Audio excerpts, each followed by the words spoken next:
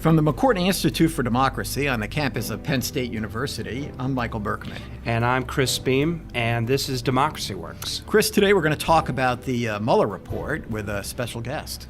Laura Rosenberger, who is the director of the Alliance for Securing Democracy, which is a project of the German Marshall Fund. So, Michael, why don't you just talk kind of overview of the Mueller report? I think most people know the basics, but and certainly know the most salacious parts of it. But let's talk about it. Just give a broad background and then talk about setting the table for Laura. Sure. The Mueller report is over 400 pages, and it is broken up into two volumes. Volume 1 deals with Russian interference in the election. Which was the reason for the report in the first place, right? The reason it was the reason counsel. For the appointment of a special Right. counsel. But once the special counsel was appointed, then you got to reason number 2, and that had to do with questions of obstruction of justice. Obstruction of justice, specifically by the president. Exactly. Right. Mm-hmm. Right. And as I assume most people know, in the end, Mueller did not recommend indicting the president. Of course, Mueller starts by saying that you can't indict a president. That's Justice Department policy. But then he goes on to lay out in great detail how the Russians interfered in the election, and then what happened in the White House in the weeks and months following the appointment of the special counsel. Right. So, I mean, it is fair to say that Mueller concludes that there was no organized conspiracy with respect to the Russians and their relationship with the Trump administration. Right, that's right. He considered two legal questions, really, and two possible impeachment questions as well. And the first had to do with whether or not the president and those around him, and the campaign and the administration, right, conspired with Russian officials to influence the campaign. Mm-hmm. And the other involves whether or not the president tried to obstruct the investigation into whether or not Russia interfered with the campaign. And 440 pages later, here we are. Right. But I think that what we wanted to talk about today were some of, what we're going to talk about with Laura has to do with what was found on the Russia part of the investigation. That's her area of expertise. And most importantly, because I think it's most critical as we come into the 2020 election, is what that tells us about the security of the American electoral system. And how important this is for the issues that, we are most concerned about, right? The condition of democracy in the United States of America. Right. Well, both parts of the report implicate democracy in some important ways. I mean, the first part on the Russia investigation gets at the heart of the integrity of American elections and whether or not Americans are going to feel like electoral outcomes are legitimate or not. And this is critical. Absolutely. The other thing, absolutely. If the election is understood to be fraudulent or suspicious, then our democracy is threatened. The other thing that I think is often not articulated is the Russian effort to exacerbate and to embolden this kind of partisanization of American life anyway, right? So you had them going after not just Trump supporters, but also Black Lives Matter and Bernie supporters in order just to make everyone distrustful and angry at everyone else. Yes, I think that actually is probably, Laura will speak to this better than I can, but it seems to me from what I was reading that this was actually a primary goal of what they were up to. I think that's right. Just to disrupt our democracy. And it's a very smart strategy, right? Because democracy, if we replace antagonism and competition with enmity, democracy doesn't last, right? It can't sustain itself at that level of anger and I guess animosity, right? Yeah. And so it's a smart thing to just try to push everybody a little bit farther, and they were very successful at it. Well, and continue to be. All right. So without further ado, here's Jenna Spinelli with Laura Rosenberger, the director of the Alliance for Securing Democracy.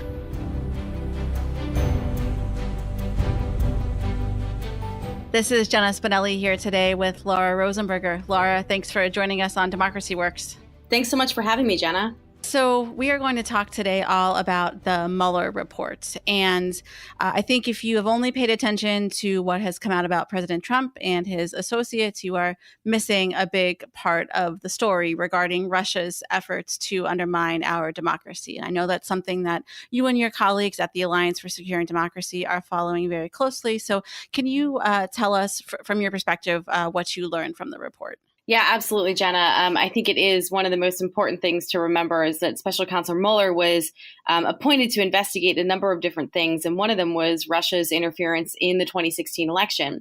And we learned through the course of his investigation, including through some indictments that he brought against Russian officials and entities, some of what he was finding. But the report definitely added to that. And in many ways, I would say his report and the investigation that he led really built on what we found and saw from the findings of the intelligence community in its own assessment of the Russian interference operations, as well as investigations by a number of bipartisan committees in Congress.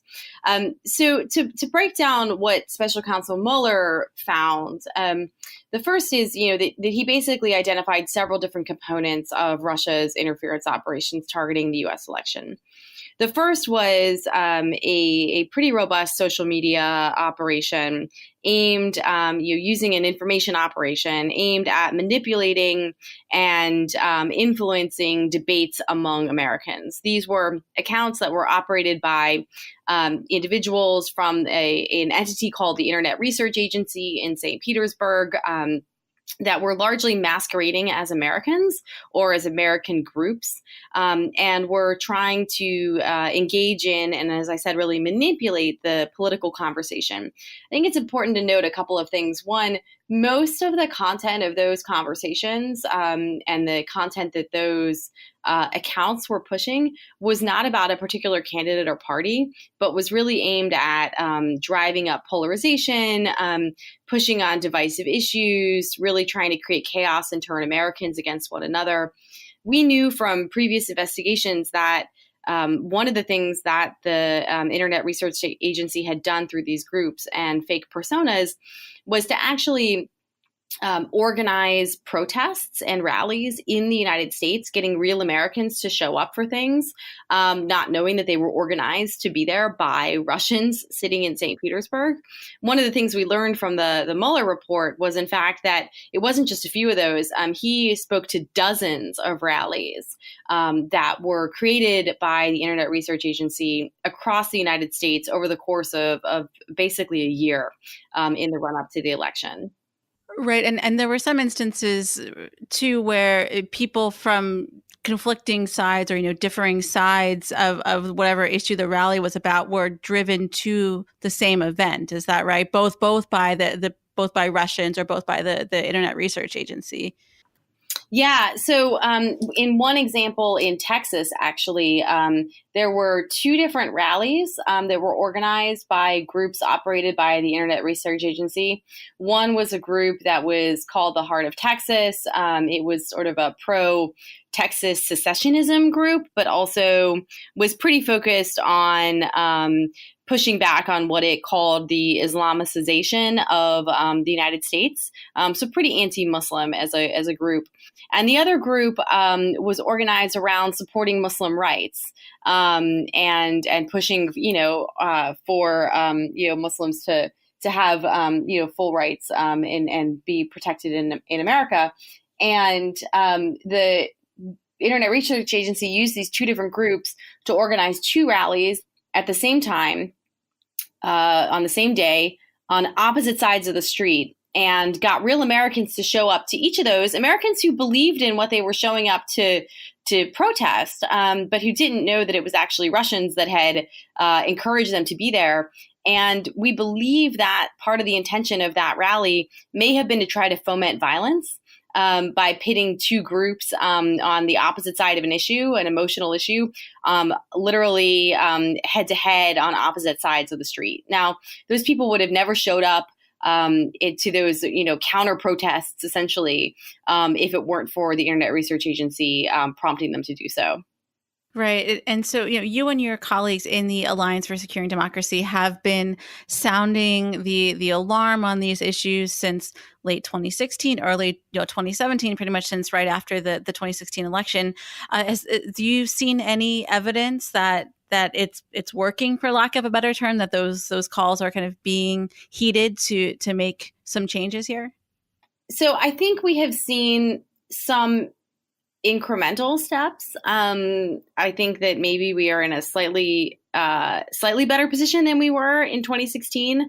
But I think that we have a whole lot of progress that we still need to make if we're actually going to better protect our democracy against the threats that we face. I think the social media companies need to do a whole lot more to take this issue on in a very systemic way, really going after the root of the problem. I worry right now that some of the approach is too focused on kind of eliminating what they've dubbed harmful content. But I think the reality is when we're talking about these kinds of operations, the content is sort of the wrong place of thinking about it. This is about a malicious actor trying to manipulate our conversation. It's not about what they're saying. It's about the very manipulative and deceptive way in which they are saying these things. And I think it's really important as we undertake various steps to counter these activities that we don't in any way impinge on Americans' free speech. Because especially when we're talking about politics, that is really important. So I worry that some of the steps that the social media companies in particular have taken are more cosmetic, but that actually have a more negative impact on democracy in some ways than if they were to really go at some of the more systemic roots of the problem. Who do you see as your allies kind of in this fight against Russian interference in our democracy? I think it's safe to say from Special Counsel's report that the Trump administration does not agree that Russian influence is necessarily a bad thing, and it seems that members of Congress from hearings that have happened, they don't seem to understand how a lot of these technologies work, let alone how they can be compromised. So, who do you see as your kind of partners in moving the needle on some of these issues? So I think there's a lot of really great folks out there trying to work on different components of this problem set. One of them, there's a really robust community of researchers that have been taking on this problem and trying to better understand it and provide information. I think transparency and exposing these kinds of operations is one of the really important things that we can do to help combat them. So I'd say that's kind of point number one. Point number two is, while we have certainly seen a lack of robust focus on this set of challenges from the administration, I would note, and of course I said, there's so much more that needs to be done, but I do think it's important to note that there are people across different parts of the executive branch that are working to do what they can to help combat different pieces of this problem. So whether it's on the social media side and trying to facilitate some form of information sharing between the government and the social media companies to help better identify nefarious actors, or whether it is efforts within the U.S. government to better protect the cybersecurity of our election infrastructure, which is another piece of the Russian efforts that Special Counsel Mueller identified was attempts by Russia to get into parts of our election infrastructure. So there are efforts being made across the executive branch. I just think that they are right now kind of a patchwork rather than the systemic integrated approach across all of the government that we need. The other piece of this I think that we've heard about a lot is actual efforts to interfere in the voting process itself, hacking voting machines and things like that. So I guess, can you first talk about, did we see any changes there between 2016 and 2018 in terms of actually making the process of voting itself more secure and less vulnerable to foreign interference? Yeah, so it is, as you noted, one of the other areas that Special Counsel Mueller identified as one of the Russian efforts in 2016. We definitely have seen some steps being taken around the midterm elections, including better information sharing between the federal government and state and local officials, getting more information to those officials to be able to ensure that they understand the threat picture. Getting a little bit more funding to them, although the funding that was given to them really was really for addressing existing vulnerabilities even before the Russian attempts were made. So really it was more about playing catch up than about getting ahead of this threat.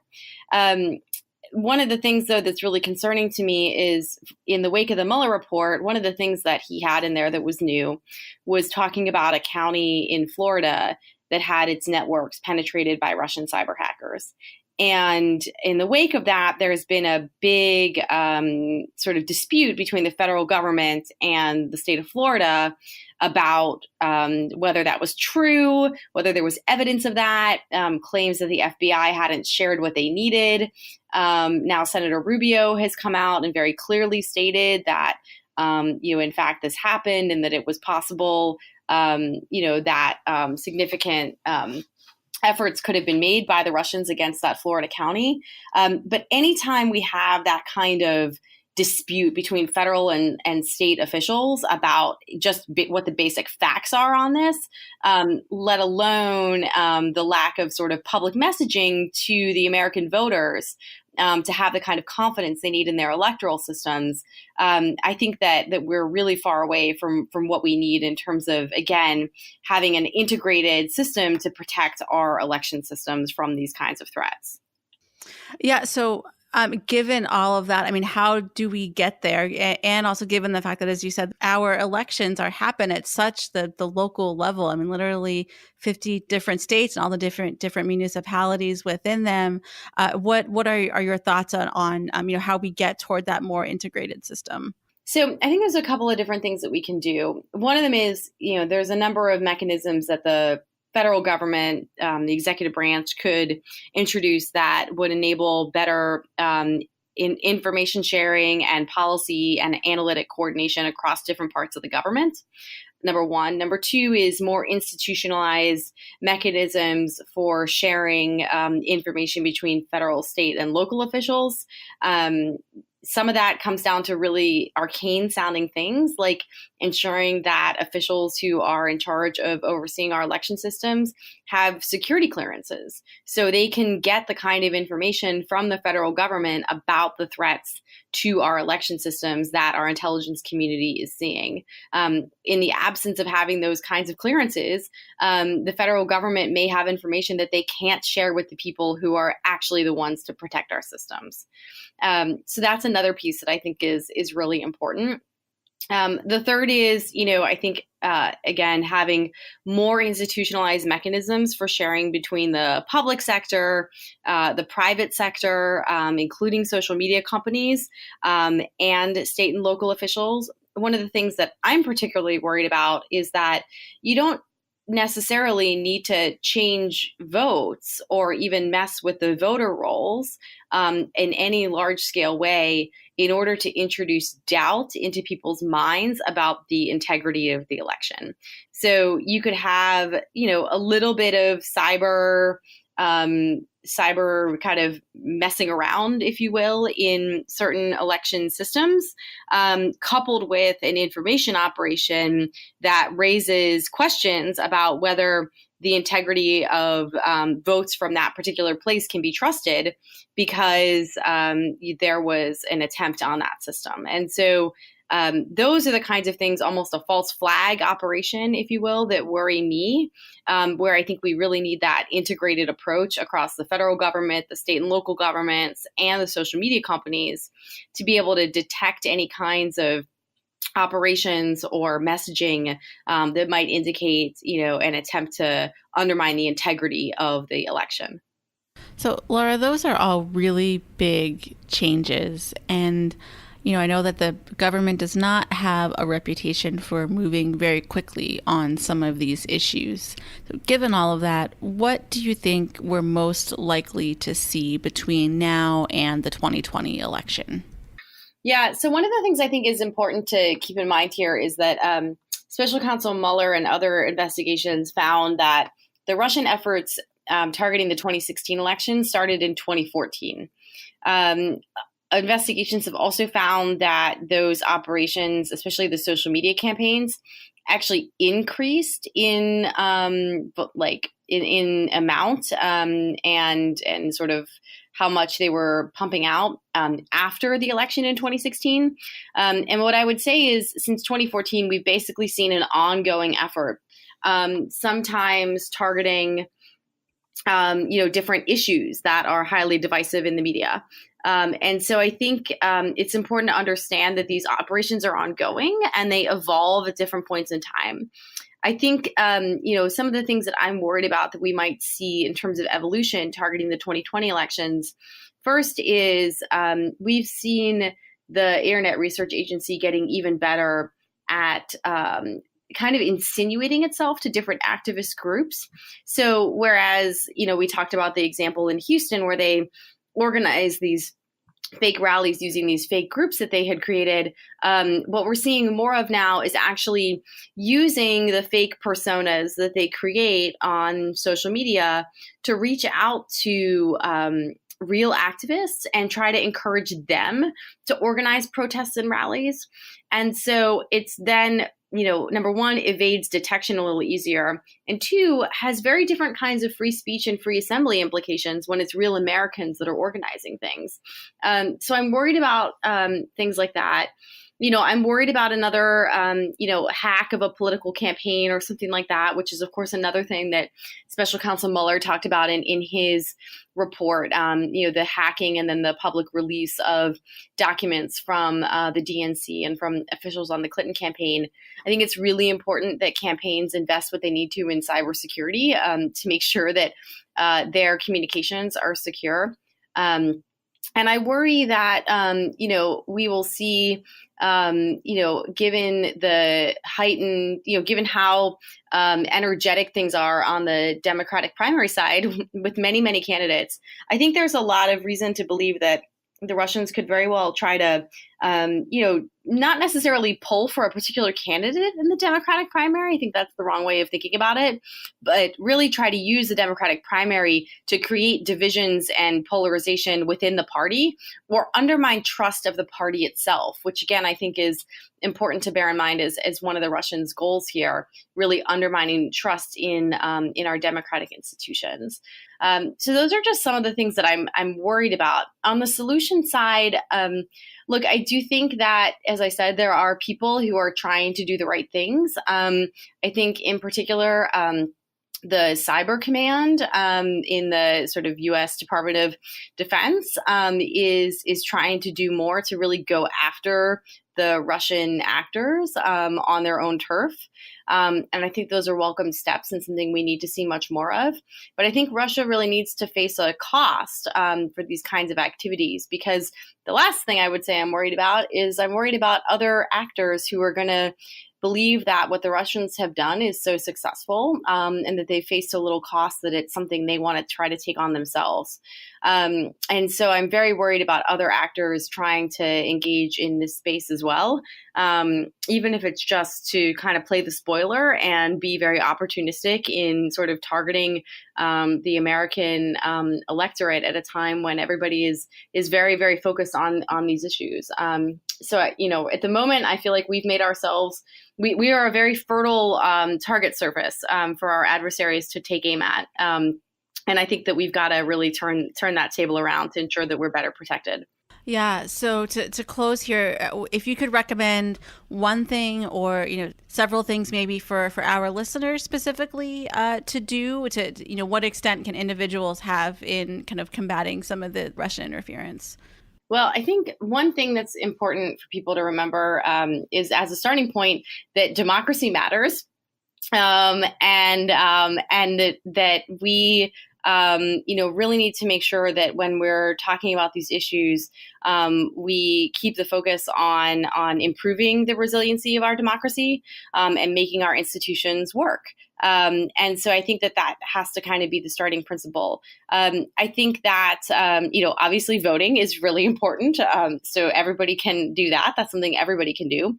But I think it's also really important for people's, as on any other issue, for people's elected officials to hear from them if this is an issue that they're concerned about, because dozens of bipartisan pieces of legislation were introduced in the last Congress to address these tactics by the Russians, and we have seen none of them become law.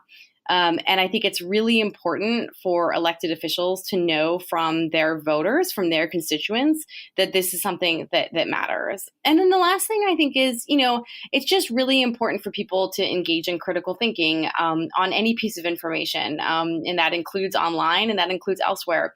It's really easy in the political campaign context when people are very emotional and you're really trying to make a point, and it's very easy to kind of go, hook on to something that we agree with, that we think is a really solid thing, even if we don't know who's saying it or what their interests or motivations may be or where the information came from. And I think it's just important for people to apply that same critical thinking lens that we would to any other piece of information. And before sharing something or spreading it further, really doing the due diligence to know, do you really know where that information came from? Great. Well, Laura, we will leave it there. Thank you for all the work you've done on this issue. We will link to the information that the Alliance for Securing Democracy has put out, both pre and post Mueller report. And thank you for taking the time to talk with us today. Thanks so much, Jenna. It was great joining you.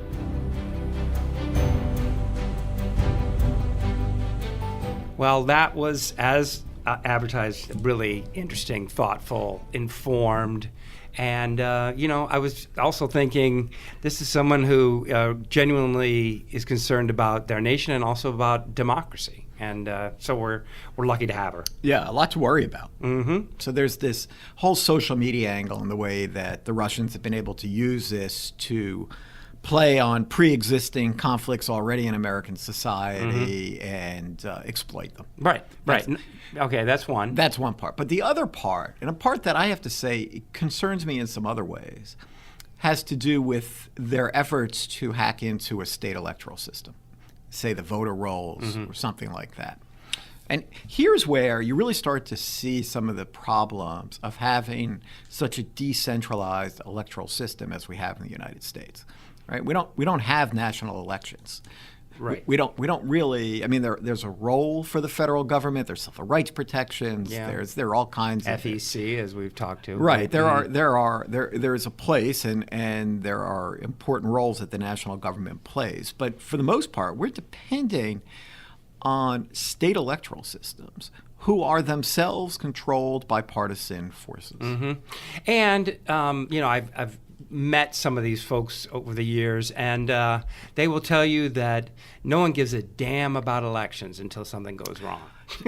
So they're completely underfunded and don't receive sufficient attention. So the scenario of, say, one county in Florida or Ohio or Pennsylvania having been hacked with effects that we may not even know, or maybe it wasn't even hacked, but they just claim it was. Right. The Russians right. say That's they what hacked into it. Mm-hmm.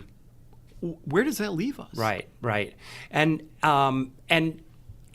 particularly so when all of these infrastructure, the various states and all, are just technologically well behind the curve in terms of the exploitability. And the other thing that's changed is that we now are in a context in which everything's partisanized. So, yeah, that was going to be my point about they actually sort of come together, these two parts, because it's not beyond the realm of possibility that the federal government could come through in a very strong way to protect state electoral systems. Maybe even at some point we start to think about nationalizing our elections. But in such a polarized environment, there's not a chance of that happening. Right. It doesn't seem to me anyway. No, I think that's right, and I think that's very frustrating. I mean, maybe I shouldn't say there's not a chance. There is something, and we talked about this in the first part, there is something unique about having the Trump administration the ones that have to respond to that. And that is, as even Barr talked about when he presented the report, the president is very concerned about anything that might threaten Americans' perception of the illegitimacy of his election. So he just can't be the one to lead us through this. And therefore, so too with all of his supporters. To the degree that they support the president, to that very same degree, they see this whole interference as being a hoax and a concoction of liberal media. Yeah, but of course I see this not really so much as coming from the ground up, but as coming from elites. Public doesn't vote on the basis of elections. They don't vote on the basis of campaign finance, right? But elites recognize the threats that we're facing. Well, I here. think that's right. This is something that they need to come together on and do something. There's a lot to say about this. We've talked a lot about Facebook already, but it does seem to me that, again, you have, in the 2016 election, it was the first time that Facebook had the kind of profile and the standing that it did in the election. And so nobody really knew how to address some of these issues. Nobody expected that they were going to be hacked or weaponized. But I don't know that I see a lot of what did Laura say? There's some face-saving efforts on the part of social media companies, but no. But she's mostly saying people have to be aware. Right. The one thing we can ask is people who are engaged enough to be listening to this podcast is that they just be aware and cognizant of what they're viewing on social media. Yes, and a valuable point that Laura made, that people have to be critical, diligent about what they're looking at. Yep. Well, and we have to rely on people like Laura and like the media to be vigilant if we won't. She is doing important work. The optimistic note, and we should raise it, and especially given the criticism that they've received over the last 2 years, is we have very good people in our intelligence agencies and the like that are working. Who do take this seriously. Who do take this seriously and who are working. Are angry. Right. Yeah. No, I think that's right. And democracy relies upon professionals like that doing their job. And so thank you to her, and from the McCourtney Institute for Democracy, I'm Chris Beam. I'm Michael Berkman. Thanks for listening.